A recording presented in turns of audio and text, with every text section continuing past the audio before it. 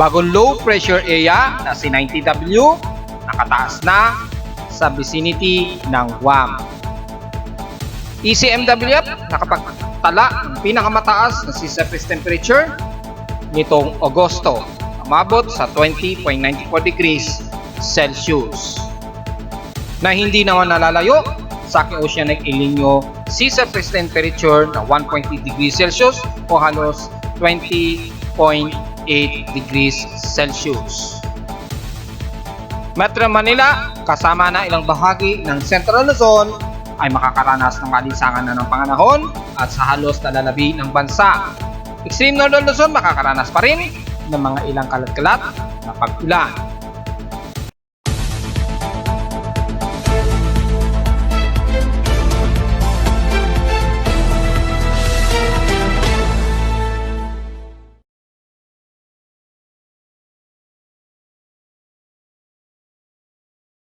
Hello, good morning mga folks. Welcome po muli sa ating daily weather bulletin at analysis para sa araw ng Huwebes, September 7, 2023. Oras natin boys from umaga ay alas 10:03 na ng umaga. Asahan na ulit ang patuloy na unti-unting pag-alinsangan dito sa Metro Manila at karatig ng Northern Luzon dahil sa paghina ng tuluyan ng ating habagat o southwest monsoon. At halos wala na kasi tayong namumuo na anumang sama ng panahon sa ngayon sa loob ng ating Philippine Area of Responsibility. Bagamat na natiling may bago tayong nababantayan na isang bagong low pressure area sa may bandang Guam, dating ididictate maya-mayang konti. At sa ating current condition sa overcast, gloomy, klaro at few clouds lamang na umiira din sa amin sa Caloocan City. Pero medyo nabigo pa rin ako na makabaga stargazing para masilayan sana ang Nishimura P1 comet dahil kaninang madaling araw ay maulap talaga dito sa amin sa Caloocan City since kaninang madaling araw, mga bandang alas 4 hanggang alas 5:30 kaninang umaga. At makikita po sa ating lightning strikes, meron tayong namataan na at least 1 hanggang 4 na lightning strikes sa aking lightning detection system. So far, ay wala naman ito masyadong epekto sa kalupaan dahil medyo malayo-layo pa ito sa kalupaan ayon sa aking lightning detection system sa Caloocan City. At sa ating Doppler ay wala tayong masyadong nakikita na mataas na water vapor na nagpapaulan dito sa Metro Manila at ilang karatig dyan sa may bandang San Fernando, Pampanga at Bataan. Sa ating lowest temperature na naitala na aking weather station, kaninang 5:20 AM ay nakapagtala ng pinakamababang temperatura na nasa 26.5 degrees Celsius. Kahapon nakapagtala kami ng medyo maalinsangan na at 33.8 degrees Celsius. Kahapon ito ng hapon, 1:18 PM. At ibig sabihin lamang dyan, bahagyan rin tumataas ang ating heat index. Ay kung sisilipin natin, ay kahapon nakapagtala kami ng 44 degrees Celsius na init pandaba. However, kung sisilipin naman natin ang heat index mula sa mga weather stations si Pag-asa, at kung sisilipin natin since September 6, 2023, ay kung titingnan natin ang pinakamataas, ay nangunguna po ang Apari Cagayan na may pinakamataas na init pandaba na umabot sa 48 degrees Celsius kahapon ito ng September 6, 2023 sa Apari Cagayan.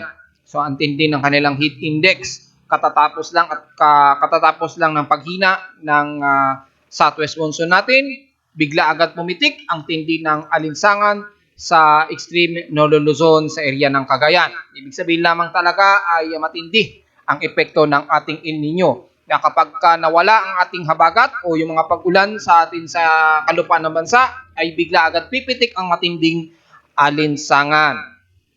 Well, sa ating basic streams in past 24 hours, nangunguna pa rin ang Catbalogan na may nasa 35.5 degrees Celsius ang tinding alinsangan sa kanila as of past 24 hours. Sa Baguio City naman, ay bahagyang bumaba ang kanilang temperatura sa Baguio City na nasa 16.4 degrees Celsius, ang pinakamababang temperatura sa bansa. Sa Inulan naman, ang Kasiguran Aurora naman, ang may pinakamataas na inulan, at 75 mm ang total rainfall. Kahapon hindi kami inulan dahil nga po sa maalinsangan at maaraw dito sa amin sa Caloocan. And so far, meron tayong nanatili pa rin nasa normal moderate thermal anomaly itong si Mayon. So take note yan sa mga kabatang natin, sa mga Bicolano rather. na nanatiling aktibo itong si Mayon. Well, kung sisilipin na rin natin yung kanyang variable radiated power na nasa halos 82 megawatts po ang kanyang variable radiated power. Ibig sabihin lamang matindi pa rin ang intrusion ng magmatic intrusion nitong si Mayon Volcano. At kung titingnan natin yung kanyang infrared satellite imagery, na natiling mayroon pa rin intrusion ng magmatic sa kanyang pinakabungangan nito. So take note yan at inaasahan na tuloy-tuloy lamang ang pagdaos-dos ng pyroclastic materials niyan at mga ilang volcanic tremors. Yan, mga volcanic tremors. Samantala, sa ating outside humidity ay nasa 74 degrees Celsius ang ating outside humidity at tumataas ito ng 1% since last hour. So kapag ito ay tuloy-tuloy na tumaas at sumasabay din ang pagtaas ng ating outside temperature, ay asahan na naman ang humid na temperatura na ating mararamdaman. Ibig sabihin, mahihirapan na naman tayo magpatuyo ng sinampay nito at mahihirapan na namang matuyo ang ating mga pawis. Kaya kapag tayo ay nakakaramdam ng mas matinding init, dahil epekto po yan ng mataas na humid, na mataas ang ating outside humidity at mataas ang ating outside temperature. Meron tayong bahagyang atmospheric pressure na mataas at 1,010 hectopascals. Steady ito since last hour. Sa high tide ay nasa low tide status po tayo at may 1 hour and 20 minutes pa para sa maximum low tide o exact 11:31 AM. So take note yan mga folks. Sa ating air quality ay mataas o nasa moderate po ang ating air concentration since kanina medyo unhealthy. Bumaba lang ng bahagya, ito moderate at 67 index o 19.90 micrograms per cubic meter sa kanyang particulate matter 2.5. Sa almanac ay sumikat ng haring araw kaninang 5:44 AM at inasang lulubog ito mamayang 6:04 PM. At ang ating last quarter na sinag ng buwan at 48% ay sisikat ito mamayang gabi 11:46 PM at lulubog naman ito kinabukasan na ng tanghali 12:22 PM. At sa ating local weather outlook para ngayong Huwebes at Biyernes, magiging maulap po ang maghapon. Pagdating sa hapon, magiging maulap daw. Pero ngayon, medyo maalinsangan at matinding sikat ng araw. So, huwag masyadong magbilad, magdala ng payong para sa tinding sikat ng araw. Pero mataas daw ang tsansa ng pag-ulan at 100%. Pero bukas, ganun din, magiging partly cloudy ang maghapon na may localized thunderstorms magsapit ng hapon o sa gabi. 71% naman ang tsansa ng pag-ulan bukas yan ng Biyernes. Highest temperature expected in 2 days ay nasa 33 to 32 degrees Celsius and lowest temperature expected ay nasa 27 to 26 degrees Celsius. Samantala, kung sa NOAA ang kanilang SST o sea surface temperature ay naglalaro sa around halos 1.5 degrees Celsius o halos mahigit 20 degrees Celsius, ay ayon naman sa ECMWF ay lumabas ang kanilang huling naitala para sa month of August ay nitong August 1, 2, and 3 ay nag-finalize hanggang 20.94 degrees Celsius. Halos pinakamataas na temperature ito since 1979. Kung titingnan natin sa halos buong sea surface temperature natin or kung sa ating annual global mean temperature natin. Kung sisilipin natin ang pagbabase natin ng sea surface temperature by the rate of 1850, simula noong 1850, halos hindi naglalaro sa 1.31 degrees Celsius ang itinaas ang temperatura. Kung pagbabase natin dito sa data ng Hadcrats 5, ay halos hindi naglalaro o hindi naglalayo yung sea surface temperature. Kung sisilipin natin, halos 1.28 degrees Celsius o 0.82. This time sa ECMWF ay halos 0.94 degrees Celsius ang itinaas. So halos pinakamataas ito since nitong mga bandang June ay mas tumaas pa into 0.94 degrees Celsius ang itinaas mula sa pinaka-average temperature sa karagatan. Sabihin lamang ay matindi ang init ng temperatura since last August. Hindi gaya ng mga nakaraang buwan ay halos mga around 20.5 degrees Celsius lamang ang temperatura. Ngayon sa bagong inilabas ng comparison, naglalaro sa 2.9 to mula sa halos 0.90 to 0.94 degrees ang difference ang itinaas ang temperatura. So medyo delikado po yan dahil habang umuusbong ang bawat buwan ay nadadagdagan ang temperatura sa ating karagatan. Malamang dahil sa epekto na rin ng El Nino ngayong taong ito. So, depende kung bumaba o magkaroon ng pagbaba ng lala sa El Nino, malalaman natin kung bababa rin ang sea surface temperature natin sa pangkapuluan o sa karagatan ng buong mundo. Dako agad tayo sa ating ginagamit na satellite imagery. Makikita natin sa true color o actual satellite viewing ng mundo natin. Makikita po na halos walang kaulapan mula din sa bandang Central Luzon at ilang parte ng Angeles at Bataan at ilang parte dyan sa may bandang Bulacan papasok ng Metro Manila hanggang ilang bahagi ng Calabarzon dyan sa may bandang Batangas Laguna area. So medyo manipis na mga kaulapan. Asahan po ang medyo maalinsangan ngayong umaga. Pero pagsapit ng hapon, magkakaroon ng mga ilang pulutong na mga kaulapan at magkakaroon ng mga forecasted isolated rain showers at may mga localized thunderstorms. Pero di sa may bandang extreme North Luzon, especially sa may bandang Ilocos Norte, makikita natin dito sa may true color, actual o real time na actual na hitsura natin sa mundo. Nakikita po sa extreme North Luzon ang medyo makapal na kaulapan nito. Epekto pa rin ng ilang manipis na southwest monsoon na umiiral dyan sa bandang Hilagang Kanluran o dito sa may bandang Hilagang Kanluran bahagi ng Ilocos Norte hanggang sa may bandang parte ng La Union. Yang parte na yan na manipisan na southwest monsoon na yan ay magdadala pa rin ng mga ilang mga maulap at mga pag-ulan lalo na sa bahagi ng Lawag at Bigan sa bahagi pa rin ng Ilocos region.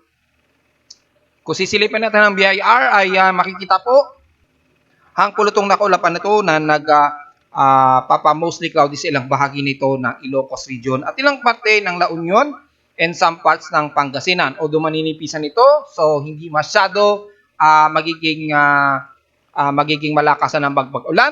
Although magkakaroon mga ilang possible drizzle rains, especially sa may Ilocos Norte, kaya asahan ang mga ilang localized thunderstorms lalo na sa hapon o sa gabi. Pero generally, manipis po at wala masyado tayong nakikita na heavy rain potential. Kung sisilipin natin, wala po tayong nakikitaan na heavy rain potential sa buong extreme Northern Luzon.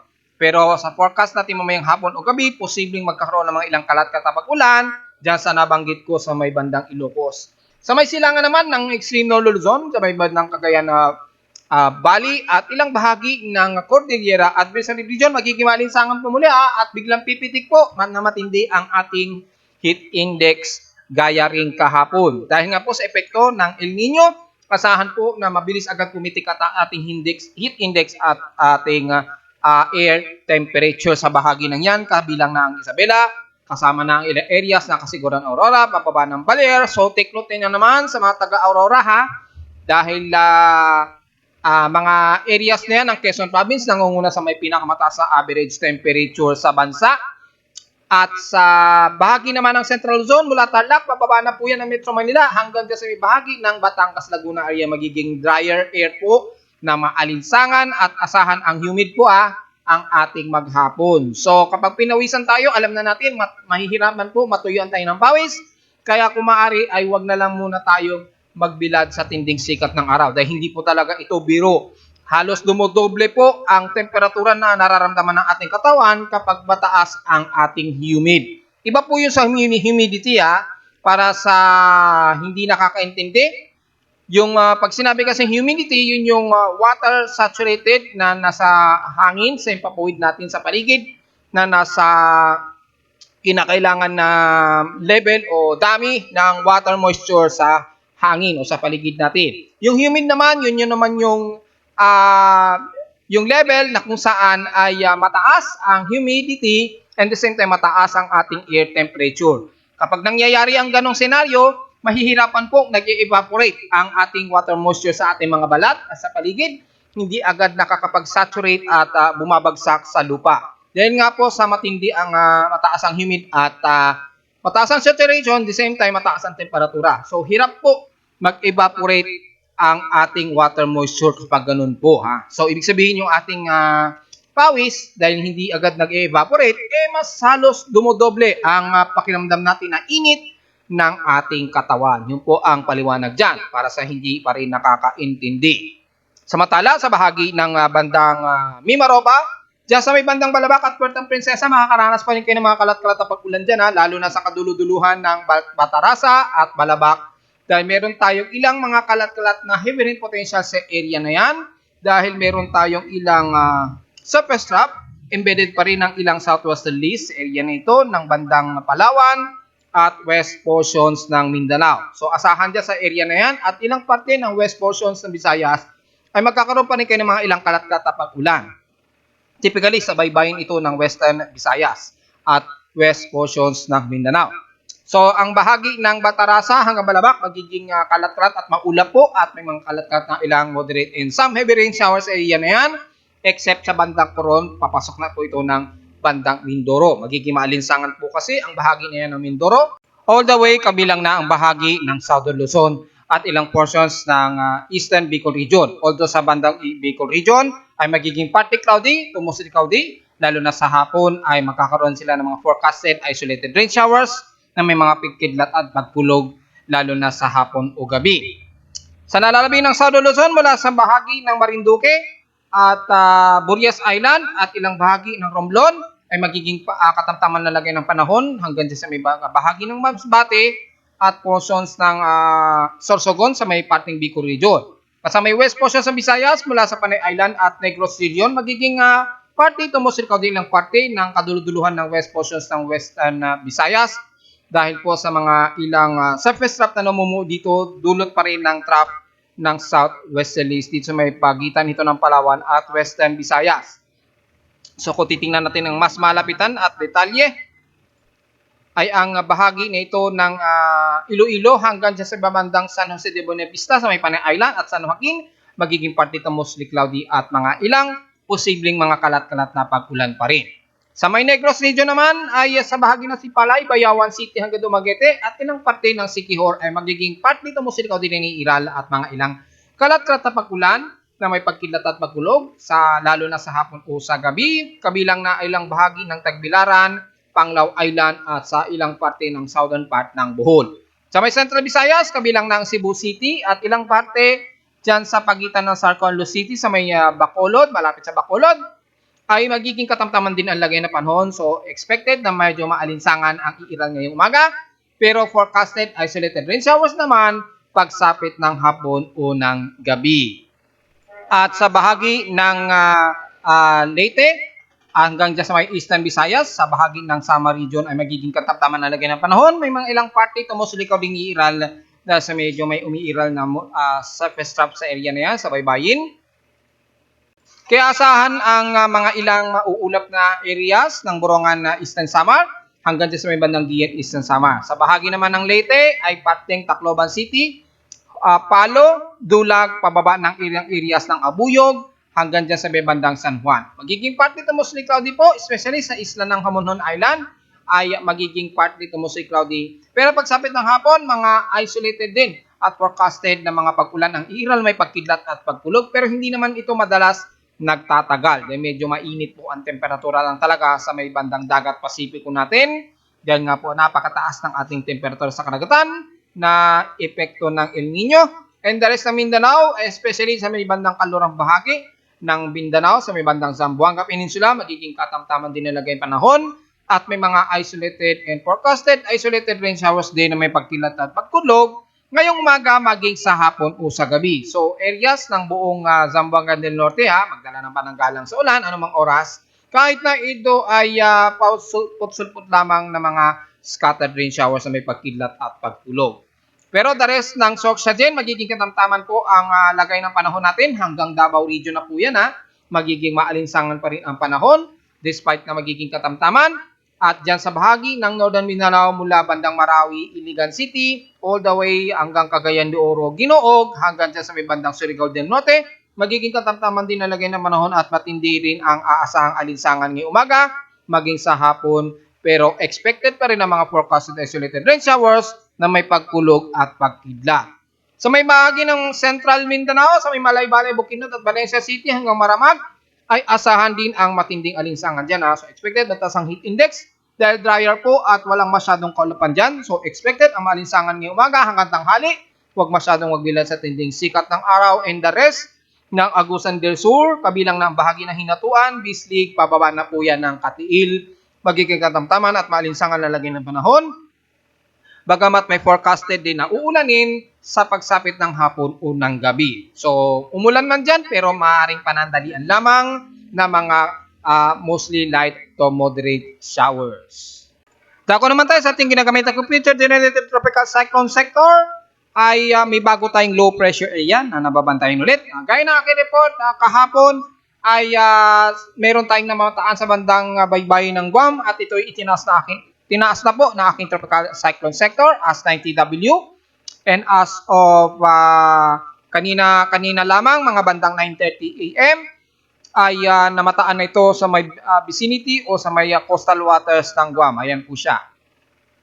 Ayan, sa coastal waters ng Guam siya mismo namataan, yung pinakasentro nito. So, lumalabas sa silangan ito ng Visayas sa labas ng ating Philippine Area of Responsibility.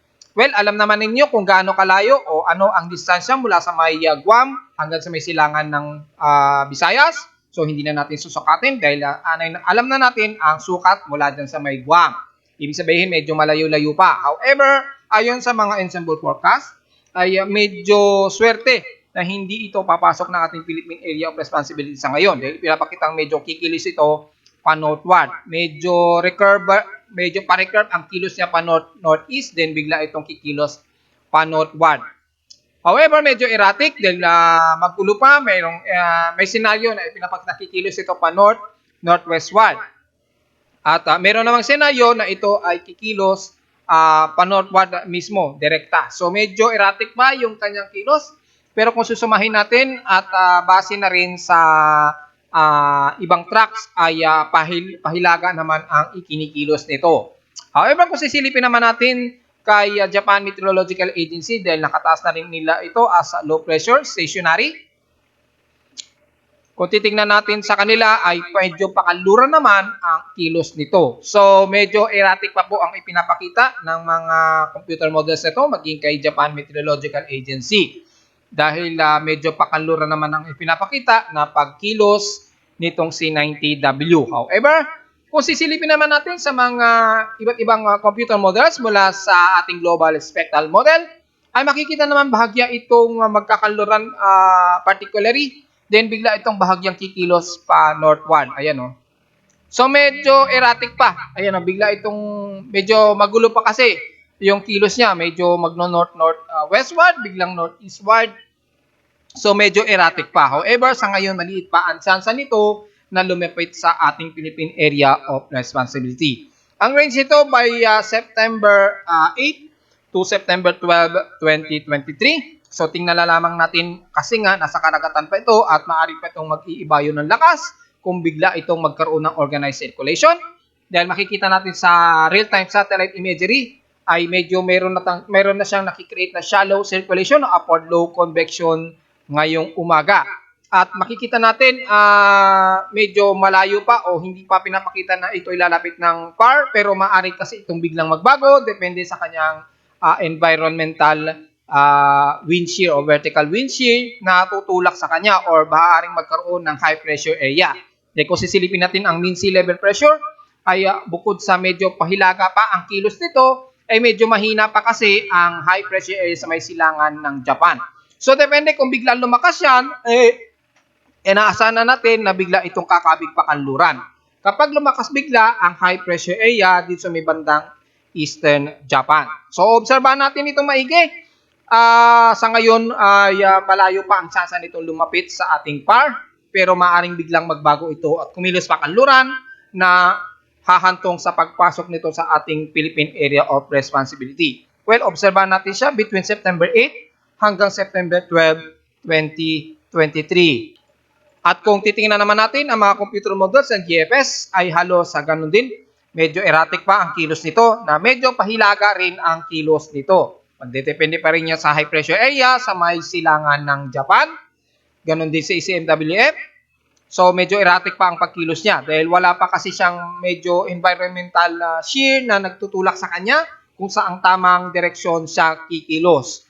at medyo mahina pa yung vertical wind shears niya, natutulak sa kanya pakanluran.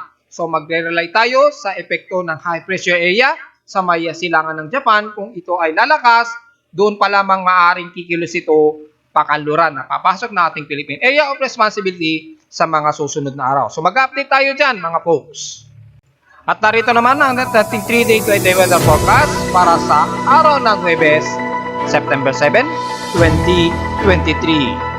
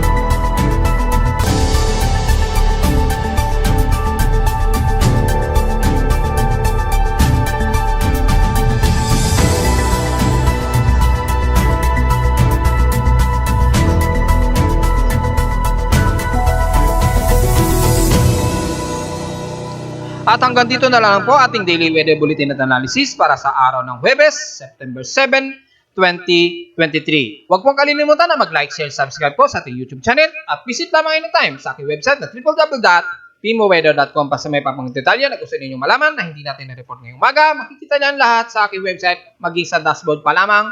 Malalaman nyo na po, maging sa lagay ng ating mga tropical cyclone just in case. At sa mga ibang data feeds mula sa iba't ibang weather agencies. Maraming salamat po mga folks at magandang araw po sa ating lahat.